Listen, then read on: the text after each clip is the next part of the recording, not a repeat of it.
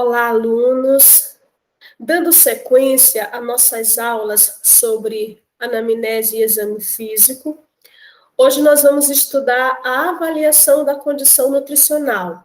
Eu diria que é um assunto paralelo ao exame físico do aparelho digestório, uma vez que quando a gente fala de alimentação, de nutrição, nós nos remetemos, à ingestão dos alimentos, à digestão, absorção e até mesmo excreção daquilo que não foi utilizado pelo organismo.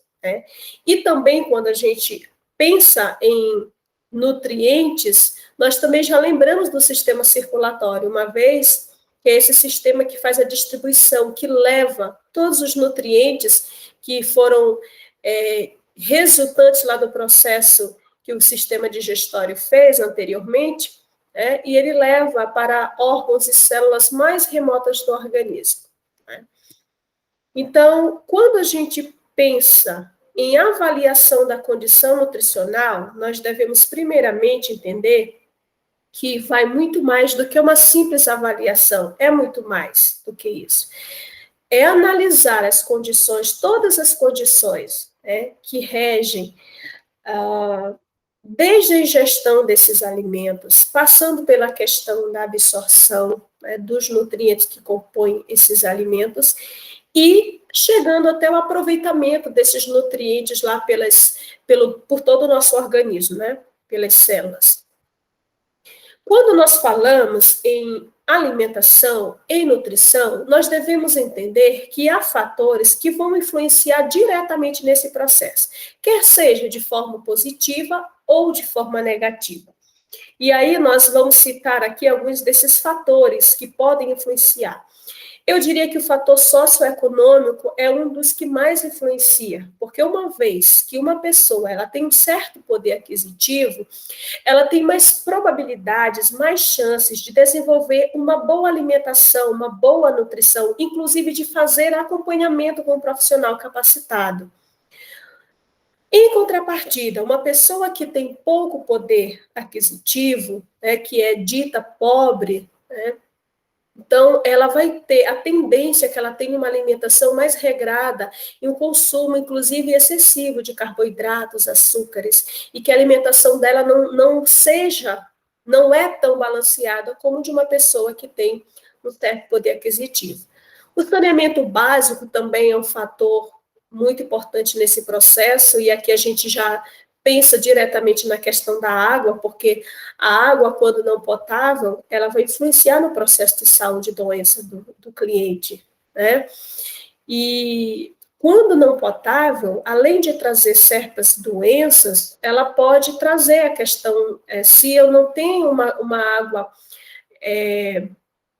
com as propriedades que eu preciso, uma água de qualidade como o meu corpo precisa, além de trazer doenças, isso pode acarretar numa séria desidratação, por exemplo, E a desidratação trazer outros problemas.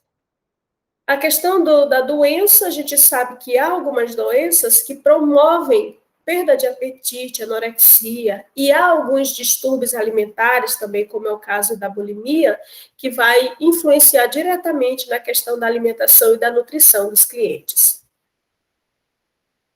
Então, analisar de forma criteriosa o estado nutricional, alimentar e nutricional de um cliente é analisar antropometria, é fazer inquéritos alimentares, é realizar o exame clínico físico, de forma criteriosa, é também avaliar os valores que os exames bioquímicos me dão e também realizar a questão da composição corporal. Quando eu falo de antropometria, eu estou geralmente me remetendo a peso, a altura, ou estatura, circunferências do corpo, a dobras cutâneas e a tamanho dos segmentos corporais. Então, em antropometria, eu vou avaliar todos esses fatores.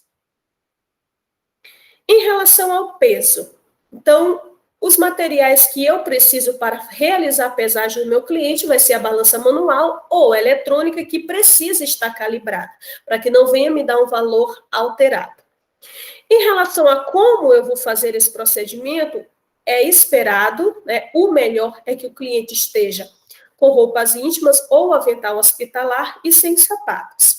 Se isso é feito, né, essa pesagem é feita em uma sala própria, por exemplo, de triagem, lá na unidade básica de saúde, a gente pede que esse cliente esteja com o mínimo possível de roupas, com roupas leves, que não sejam pesadas, né, e sem os sapatos também.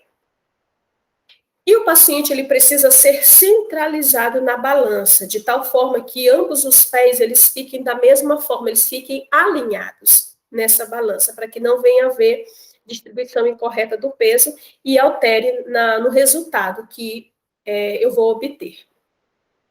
Em relação a essa questão do peso, eu preciso entender que tem dois tipos de peso. O peso atual, que é aquele que no momento da pesagem foi obtido, e tem o peso habitual, que é aquele peso que geralmente o paciente fica naquela faixa de peso.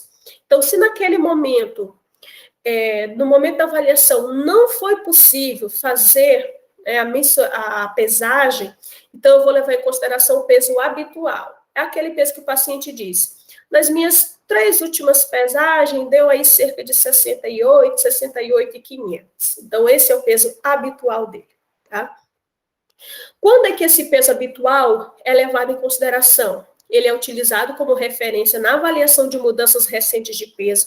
Então, se eu tive mudanças consideráveis de peso, né, principalmente em idoso, em criança, eu vou levar em consideração o peso habitual. Então, eu vou analisar o peso atual com o peso habitual e ver, né, qual a diferença de peso entre eles e em qual espaço de tempo, se é uma semana, se foi em 20 dias, em um mês, se foi em 3 meses, em 6 meses, enfim. Então, é importante avaliar a perda de peso recente. Quando o paciente também está impossibilitado de ser pesado, eu vou utilizar o peso habitual. E aí, isso é tão importante que há uma classificação de perda de peso recente, né, que eu preciso levar em consideração. Então, eu tenho aqui o tempo, uma semana, um mês, 3 meses, 6 meses, e eu tenho o que é considerado perda significativa de peso e o que é considerado perda grave de peso. Então, essa porcentagem é o quanto de peso corporal o cliente ele perdeu. Então, de 1 a 2% em uma semana é perda significativa. Mas se foi acima de 2% em uma semana, então é perda grave. Aqui vamos utilizar o último exemplo. Então, se em um período de 6 meses ele perdeu cerca de 10%, até 10%, é considerado uma perda significativa. Mas se isso ultrapassa os 10%, é uma perda grave. Sim, professor, eu tenho essa tabela, mas como é que eu vou saber o quanto de peso o paciente ele perdeu? Para isso, gente, existe uma fórmula, tá? Uma equação, que é a porcentagem de perda de peso recente, PPR, igual a peso habitual menos peso atual, vezes 100, que é da fórmula, não muda, dividido por peso habitual. Então, eu quero saber o quanto de peso esse paciente perdeu, por exemplo, em 3 meses. Porque ele chegou para mim dizendo que ele perdeu uma quantidade preocupante. Então, eu preciso utilizar essa fórmula. Aí nós vamos agora para um exemplo, para a gente entender direitinho. Então, eu tenho uma questão aqui. O paciente adentra no serviço de saúde referindo sintomas característicos de TB, de tuberculose. Dentre eles, ele citou a perda de peso involuntária. Quando questionado, refere que seu peso era de 68 quilos e de uns 20 dias para cá, ele verifica 59 quilos. Hoje, né, no dia da pesagem, o peso atual dele é 59 quilos. Como eu vou avaliar essa perda de peso? Então, observe que houve uma mudança significativa. Ele pesava 68, agora ele está pesando 59. Então, vamos fazer o seguinte. Nós vamos pegar aquela fórmula, porcentagem de perda de peso recente, que é igual a peso habitual menos peso atual, vezes 100 da fórmula, dividido pelo peso habitual. Então, agora eu vou substituir esses valores. PPR, que é igual 68 é o peso habitual, menos 59, que é o peso atual, vezes o 100 da fórmula, dividido, né, pelo peso habitual, que é 68 quilos. Agora, eu vou resolver primeiro a subtração. Eu vou fazer 68 menos 59, deu 9. Eu vou manter o 68 embaixo. E agora, o meu próximo passo é multiplicar o 9 vezes 100. Então, 9 vezes 100 deu 900. E agora, eu vou dividir por esse 68, que é do peso habitual. Então, 900 dividido por 68 vai dar 13,2% de peso corporal que ele perdeu. 13,2. Isso foi o período de 20 dias. Então, vamos colocar aí cerca de um mês, para ficar melhor, né? Então, vamos voltar aqui na nossa tabela. Ele perdeu cerca de 13,2 em um período de um mês, né? Vamos colocar um mês. Então, como ele perdeu acima de 5%, ele perdeu 13,2% do peso corporal dele, é uma perda grave de peso. E aí precisa ser levado em consideração, porque o que é que a gente percebe em algumas situações? Que os profissionais, eles não levam em consideração essa perda de peso, mas é interessante levar. E aí, baseado nisso, a gente tomar uma postura, desenvolver uma assistência, um planejamento, né? Quer seja investigar primeiramente a questão da tuberculose para saber se realmente, né, é a TB, esse paciente iniciar o tratamento e avaliar também a questão se vai ser necessária uma suplementação, né? A questão da hidratação, para que ele consiga restabelecer aí os parâmetros, né? Questão de peso, que é muito importante.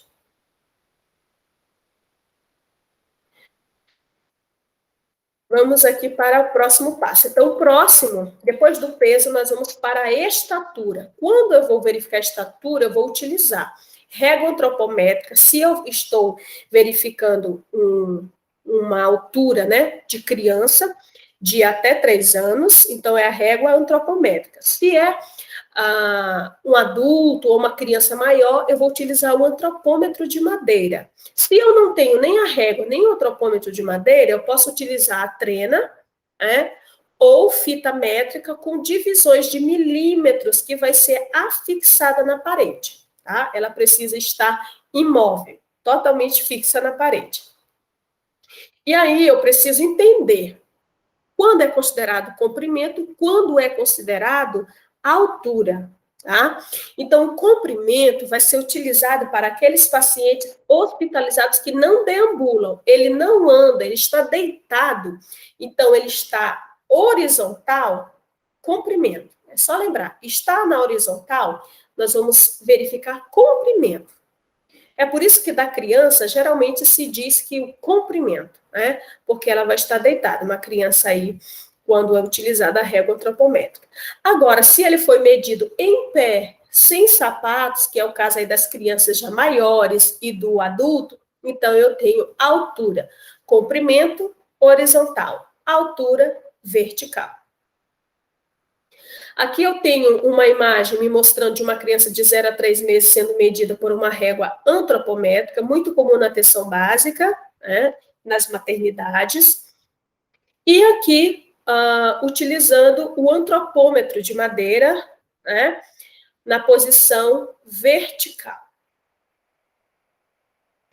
E aí, gente, eu também vou ter que analisar as circunferências corporais, e aqui eu coloquei as mais importantes. No caso da criança, a gente leva em consideração a circunferência do crânio e do tórax, que são muito utilizados para acompanhamento do crescimento e desenvolvimento de crianças em idade pré-escolar. E no adulto, uma das circunferências que mais nós utilizamos na nossa prática diária é a circunferência da cintura, pois ela está totalmente associada aí à questão da gordura visceral, gordura abdominal visceral, e ela avalia o risco cardiovascular que esse cliente tem. Então, quanto mais gordura visceral, maior o risco cardiovascular. E essa circunferência, ela pode ser mensurada em crianças acima dos 5 anos de idade. Aqui eu coloquei uma imagem, né, da circunferência do crânio, ou cefálica, né, e aqui uma do adulto, já circunferência abdominal.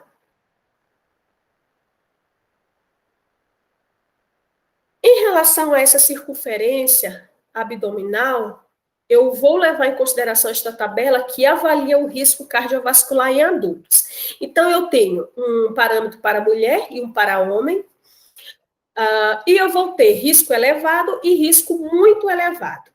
Então, em mulheres, uma medida que deu igual ou maior que 80 centímetros já é um risco elevado. E em mulheres que deu igual ou acima de 88 centímetros, é um risco muito elevado.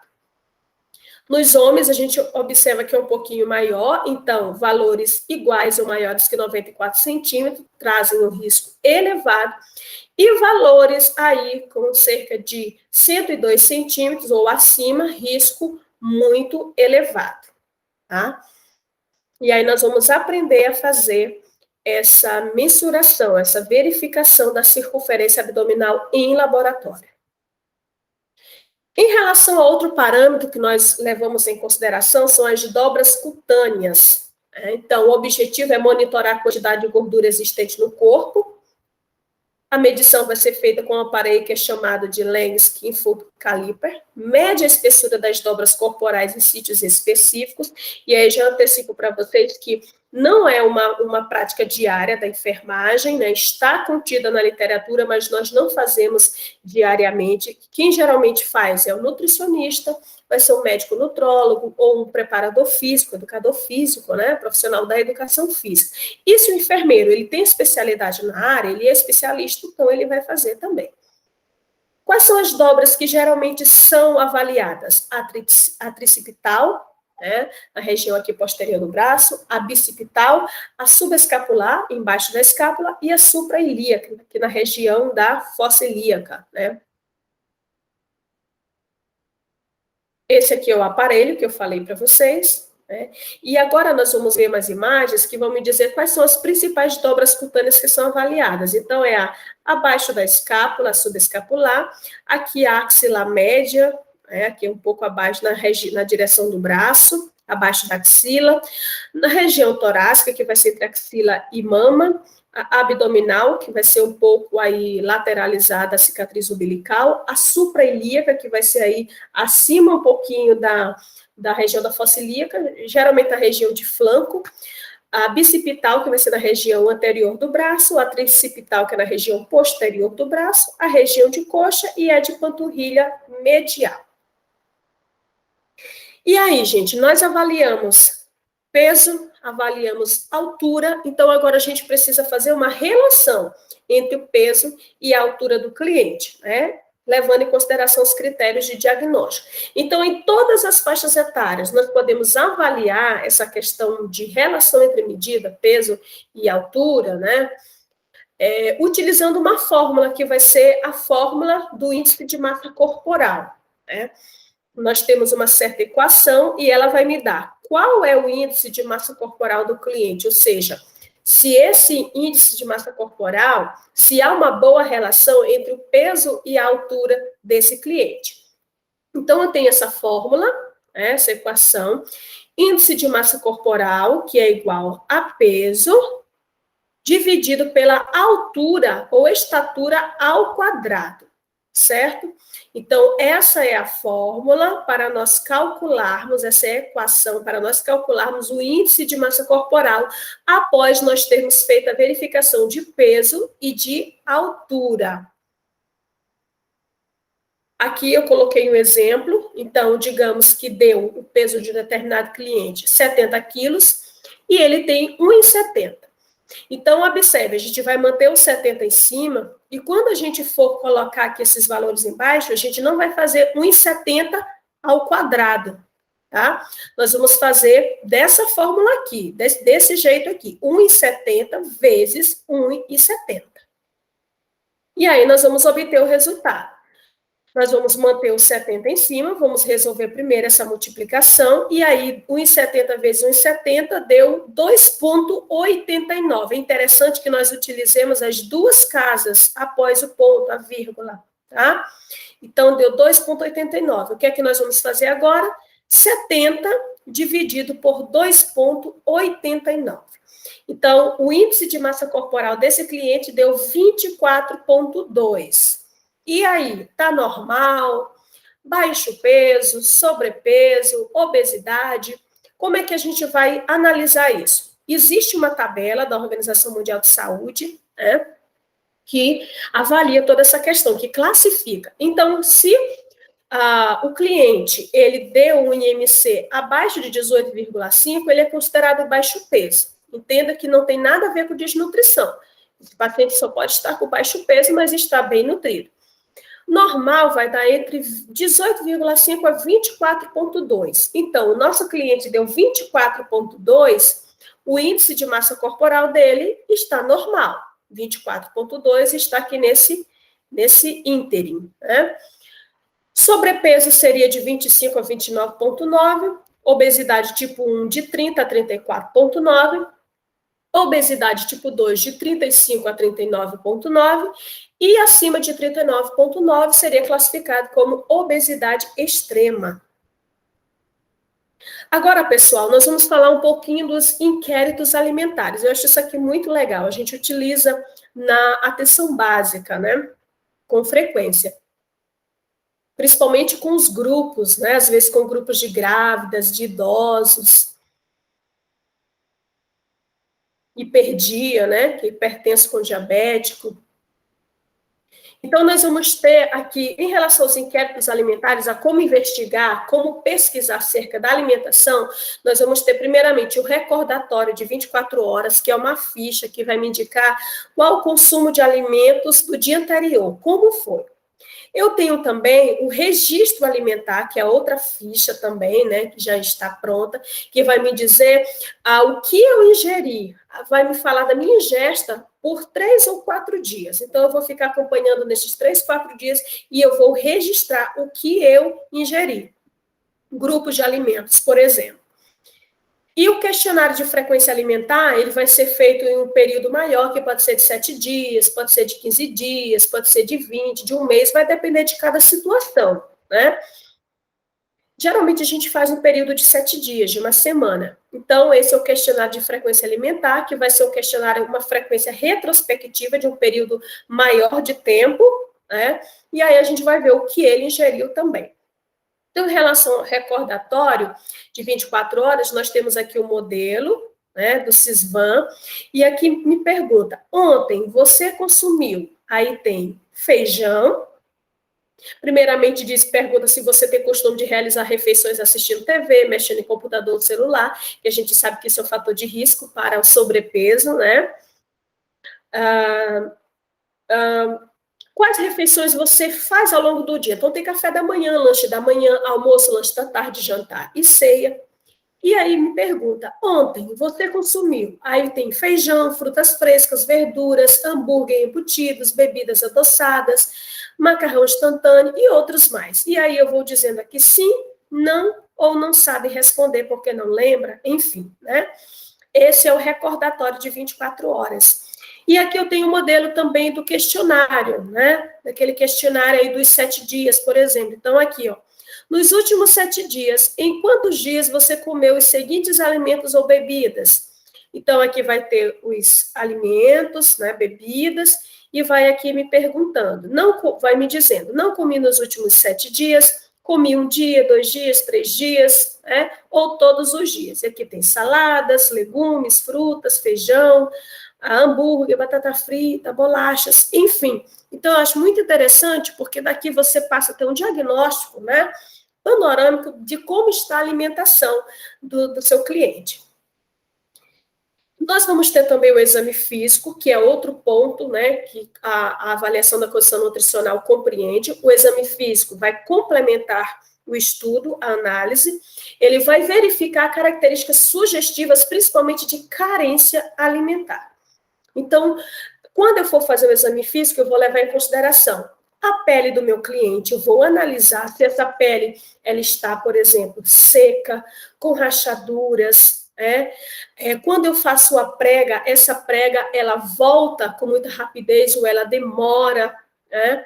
Vou avaliar se tem edema nessa pele, né, nesse corpo, nesses membros nessa face, nesses membros inferiores, superiores, né? Eu vou fazer a pressão, né, polegar, geralmente pressão digital, e aí eu vou ver se essa pele ela retorna, se há um afundamento, se fica uma depressão nessa pele, né, nesse tecido.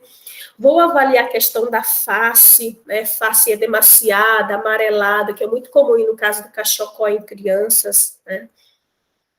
Vou avaliar os olhos, porque os olhos podem me identificar, por exemplo, icterícia, que é aquela amarelidão, né? Pode me identificar também palidez, que indicar, por exemplo, anemia, né? A boca também eu vou avaliar, né? Língua, gengivas, muito comum às vezes ter sangramentos gengivais, né? Gengivites, por carência alimentar. A questão das cárias, né, pelo excesso de açúcares e de não estar vendo uma escovação correta. Vou avaliar o cabelo, é muito comum em crianças que têm, por exemplo, cachecol, né, elas apresentaram uma coloração amarelada que por vezes a gente pensa que é a cor do cabelo natural, meio loiro, meio ruivo, né, em indígenas, em crianças negras é muito comum, né, crianças desprovidas de condição, né, de ter uma boa alimentação. Então, eu vou avaliar. E, por último, sistema nervoso. Há algumas situações, por exemplo, muita irritabilidade, lentidão, né? Isso pode indicar problemas nutricionais. Vou avaliar também a questão dos exames bioquímicos. Isso aqui a gente pode estar fazendo, né? Mas geralmente quem faz mesmo a solicitação desses exames é o médico. Então, eles servem para medidas mais objetivas do estado nutricional. Considera-se variáveis como idade, sexo e estado fisiológico. É claro que exames bioquímicos, por exemplo, na atenção básica, quando a gente está trabalhando com pré-natal, a gente solicita, né, exames para avaliar como é que está a situação ali da mulher, né, da grávida. E aí a gente já aproveita para avaliar a questão, principalmente da anemia, né, a gente avalia com frequência a anemia ferropriva. Então, serve para avaliar desnutrição grave, diagnosticar anemia ferropriva e recuperação nutricional em situações hospitalares, tanto para diagnosticar quanto para acompanhar a recuperação da nutrição do cliente. E aí é feita a dosagem de albumina, transferrina, pré-albumina, proteína transportadora de retinol, linfócitos totais, etc. Então, de proteínas a glóbulos brancos são feita a avaliação. E, por fim, nós temos a composição corporal, que vai estimar as reservas de 4 grupos químicos, que são água, gordura, proteína e sais minerais. Essa avaliação é feita através do método tanto da bioimpedanciometria, conhecido como BIA, como da antropometria, que são aquelas dobras cutâneas que vimos lá na frente, feito com o Lang Skin Fold Caliper. E aqui, esse bioimpedanciometria é feita nesse aparelho, né, onde a pessoa vai ficar descalço, com o mínimo de roupa possível. Nessa região aqui, né, vai haver correntes elétricas passando pelo corpo do cliente, tanto na região da mão também, fornece correntes elétricas, e elas vão passar pelo corpo do cliente, né, e ao final, esse aparelho ele vai me dizer os valores estimados de água, de gordura, de proteína e de mineral no corpo do cliente. Então, gente, quando a gente fala de avaliação da condição nutricional, observem, né, que é uma questão que vai muito além da questão somente de peso e altura. Eu avalio muito mais do que isso, e de forma criteriosa, por exemplo, o exame físico, né, eu vou avaliar de forma criteriosa todos aqueles pontos que podem me indicar uma carência nutricional. Então, essa foi a nossa aula de hoje. Estudem, que nós estaremos praticando em sala de aula, né, o que nós aprendemos hoje. Então, um cheiro no coração de todos e até a nossa próxima aula.